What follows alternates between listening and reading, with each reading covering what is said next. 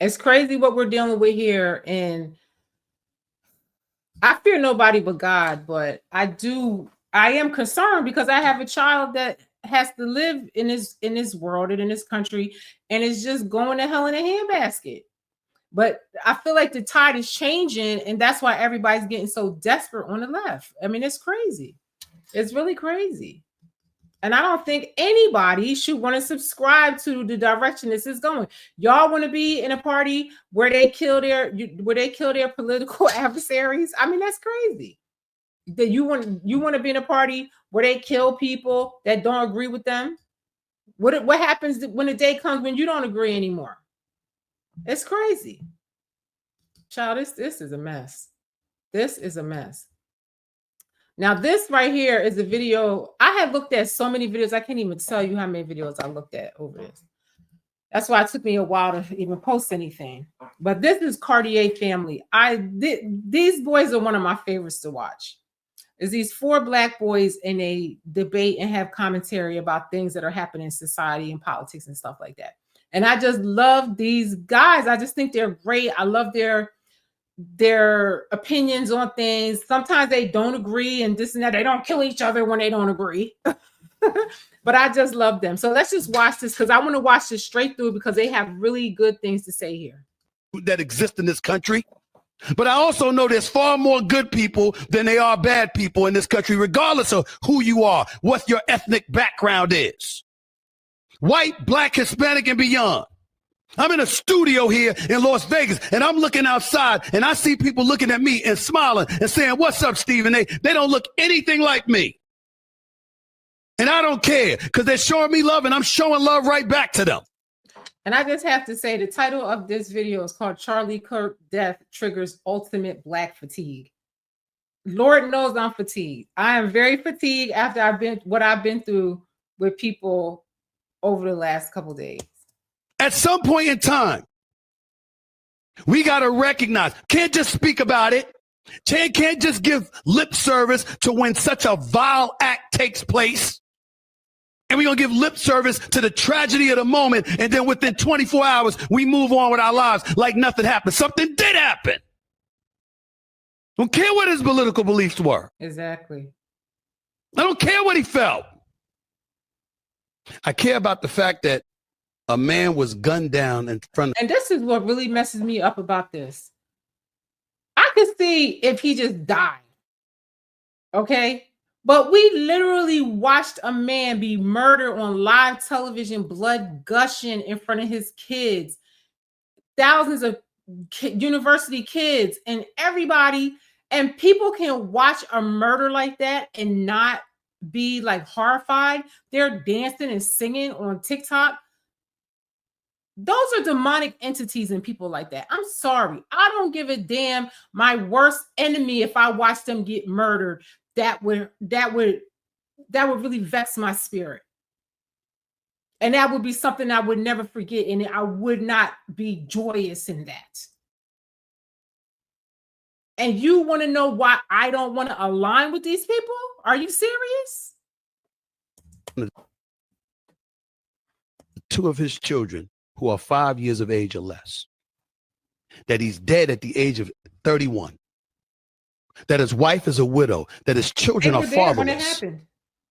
Because his ideas and his beliefs differed from somebody else, apparently. Yeah. And then I'm going online and I'm seeing people celebrating it. Shame. Shame on you. What I do know for sure is that, you know, Charlie was some. And she's not even a damn American. Who cares? Who cares? I don't think people from another country should be in our government at all. I just don't. There's no way that people like this should be making policies for us. I don't understand this. Someone who once said, you know, guns save lives after a school shooting. Charlie was someone who was willing to debate and downplay the death of George Floyd in the hands of Minneapolis police. I think he called him a scumbag. Right, have no regard. He did call him a scumbag, and that's his opinion. That was his opinion when he was mentioning that George Floyd was a career criminal and had been in and out of jail umpteen times. That's his opinion. Some people think people that are career criminals in and out of jail are scumbags. That's his opinion. I don't feel that anybody should be murdered for that. I think rappers are scumbags, and I think that they're horrible because they're in and out of jail and the way that they're misogynistic against women. I don't see nobody up in arms for the stuff they say. I don't understand this. As Black people, we have a lot of issues in our community. And anybody that points it out is the pariah for some reason. And that's why nothing ever gets done, because you can't tell them nothing. This is crazy. Then we have somebody that's from like Ethiopia or wherever she's from going to tell us how to think in our country about shit. I don't get downplay slavery and what Black people have gone through in this country by saying Juneteenth should never exist. Again, that is his opinion. A lot of people don't believe that all those Jewish holidays should exist. That's up. I don't think that we should be out of school for them Jewish holidays neither. Or any of them, Columbus Day, all that. We all say things like that. Who cares? Who cares? Why are you making a huge deal of that? And I think, you know, there are a lot of people who are out there talking about him just wanting to have a civil debate. Complete rewriting of history. Yeah, there is nothing more effed up, you know, like than to completely. What's effed up is her going to her country and telling them that she's going to make a way for people from her country to have some leverage over here. That's effed up. That's effed up. She's a mess. Okay? And can't be trusted, and a mess.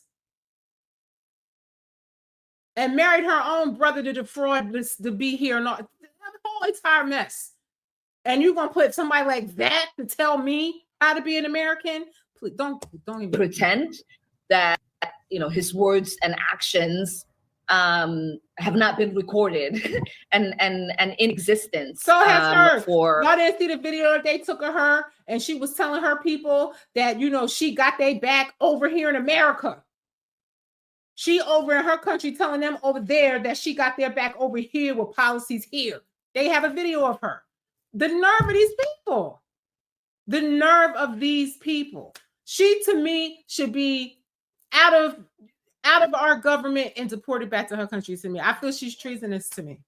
For the last decade or so, and she said there's nothing more effed up than that.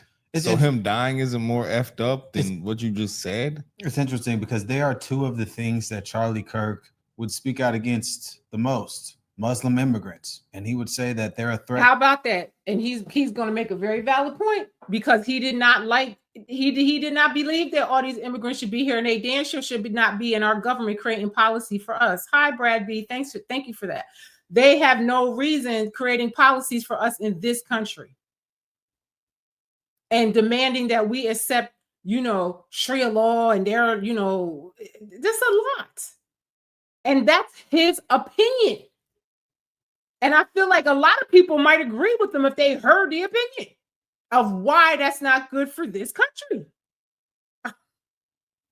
To our nation. And of course they'd be happy he's dead, because these two people don't have any American values. You got a British Pakistani Muslim and a Somali pirate there Muslim. You go. I mean, what do you say? A British Pakistani Muslim in wherever she's from or whatever. These people are not even Americans.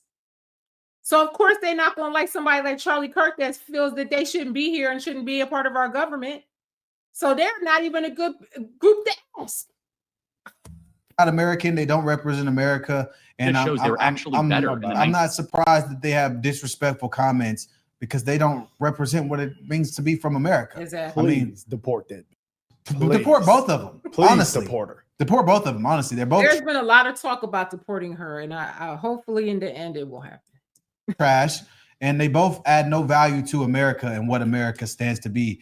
and what America is as a nation. I think now here's a black guy saying exactly in other words of what Charlie been saying.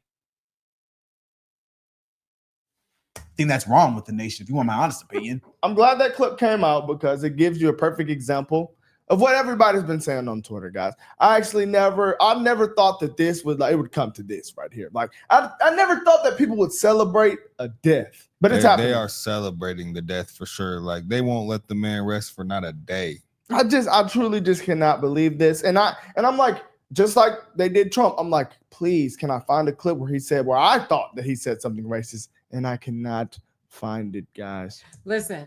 I have watched almost every debate by Charlie Kirk because he was one of my favorites. Another one of my favorites was Young Pharaoh, but Young Pharaoh, I don't know what happened to him. Like they really knocked him down. So, but I love debate. I've always loved debate. I've read a lot about it. I study. I love debating. People always ask me, oh, why do you argue with the people in your comments? I'm not arguing with them. I'm just debating them. I'm listening to them and I'm responding. I listen and I respond. I respond to almost every comment that they leave in there. And some people get very disrespectful and very nasty. I haven't really blocked that many people, only the people that I feel are, very threatening, very vile, and they just vex my spirit. But most of them, I keep them. I've had people on there, we disagree, we agree. We disagree, we agree. I just like Charlie was saying, let's just have the discussion. We disagree, but let's just talk about it in a civil way. And liberals, you can't talk to them in a civil way. Because once you make a point and they don't have any legs, then they want to get nasty. They want to curse you and want to fight you and get in your face and all. They escalate it.